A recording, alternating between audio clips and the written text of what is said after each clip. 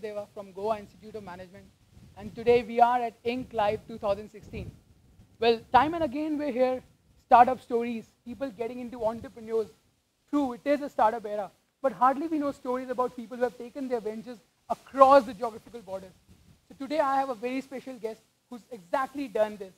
He's Luke Sequeira, founder and CEO for Numadic. Hi, Luke. Hey, Tarang. Well, I welcome you for this interview.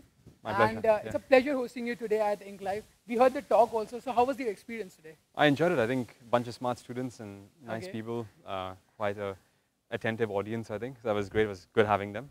I Okay. enjoyed it, yeah. Well, they call you a user experience designer. That's true. Well, I'm sure everybody would like to know what exactly it is. So, well, they should have listened to my talk, but user experience, you basically are a person who defines the feeling you want to create in the end customer, and you define how the touch points that that customer interacts with will act. Right. So it's like a brand manager, but engaging with digital products and physical products. Okay. An end-to-end brand manager as a UX designer. Okay. Yeah. Well, you're talking about end-to-end brand management. You have done 2 ventures. Yeah. And these, as in, if I talk about previous ventures, you have previously co-founded 2 companies. Talk about it. Definitely. So my first major company was Deeper, which is a design and development firm. We began it in Canada. I used to live in Vancouver at the time. We then moved to Goa and then later in London as well.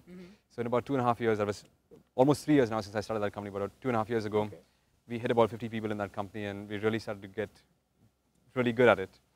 In the process, we worked with this hardware company in Canada that gave us a project to do something to do with IoT. Okay. And one thing led to another, and we ended up launching FleetRover, which is a telematics company that operates in Canada. And we keep on hosting FleetRover on our campus also. Yes, yeah.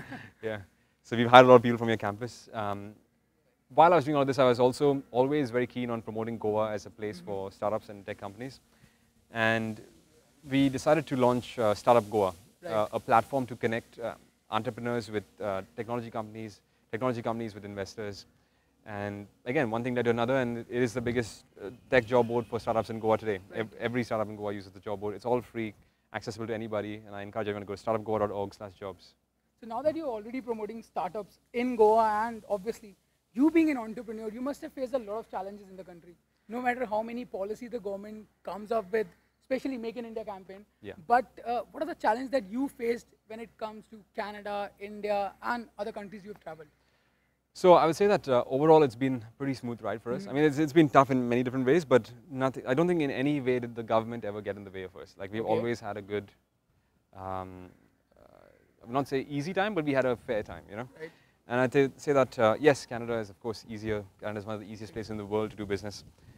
If anything, I'd say that the limitations in India are not government, but they are some sort of crony capitalism. A lot of the older school companies will only work with people that they already know from before, you know.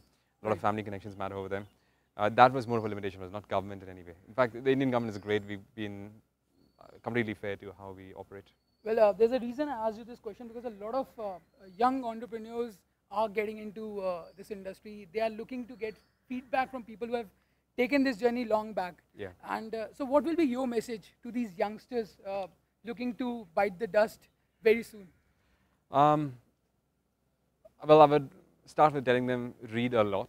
Okay. That starts with that. Just doesn't matter what you're reading, just read a lot. But that aside, with that as a baseline, I would say that my message to them is to pay attention to the details. I think India is not a country known for paying attention to details. We're very good at doing lots of big things and lots of noisy things, but paying attention to details is not what we're known for. And it's been a personal challenge for me to learn to teach myself to pay attention to small details. And I think that's what's the difference between someone who's an entrepreneur and someone who's a successful entrepreneur.